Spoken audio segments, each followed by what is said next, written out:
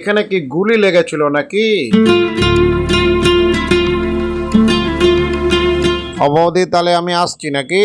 আরে বসো, আজকে তোমার দাদা নেই, দুজনে বেশি গল্প করব, শুধু তাড়াহুড়ো নাকি? আরে চিচি, মেন জিনিসটাই তো সেলাই করালো না।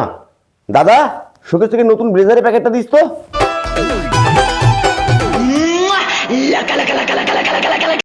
হ্যালো কাকু নাই? আরে তোমার কাকা তো আজকে নেই, আমি আছি দোকানে। আরে বিয়েতে যাব, একটা খুব গুরুত্বপূর্ণ জিনিস সেলাই করতে হবে। এইটা তোর এত গুরুত্বপূর্ণ জিনিস, সবকিছুর পেছনে এত পয়সা খরচা করতে পারিস আর এইটা কিনতে পারিস না? না, তুই কি বুঝবি, এটা আমার শখের জিনিস, এটা আমার গার্লফ্রেন্ড গিফট করেছিল। কাকি, খুব ভালো করে সেলাই করে দেখো, আমি এক্ষুনি আসছি। আর দেখো খামটা মানে জানো, আমি কিন্তু বিয়ে বাড়ি যাবো। আমার নাম ননি, আমি কি কাজ শিখিনি? যাও তুমি ঘুরে এসো, এমন সেলাই করব বিয়ে বাড়িতে সবাই তোমার দিকেই তাকিয়ে থাকবে। আচ্ছা ঠিক আছে, আসছি, সাবধানে করো।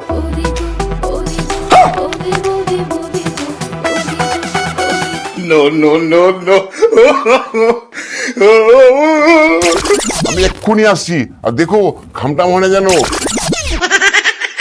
দেখছো ঠাকুরপো, এই নিয়ে এসছে, তারপর আবার বলছে যেন ফাটে না। এখানে কি গুলি লেগেছিল নাকি?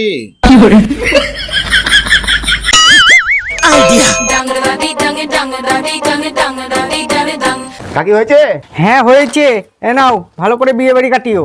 এত সুন্দর করে সেলাই করে দিয়েছি না, ব্লেজারের সাথে হেভি মানাবে। শুধু যদি এইটাই পরে যাও না, সবাই তোমাকে হাততালি দিবে।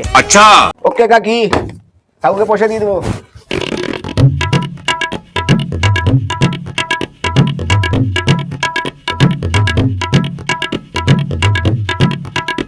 ये भगवान क्या जुल्म है।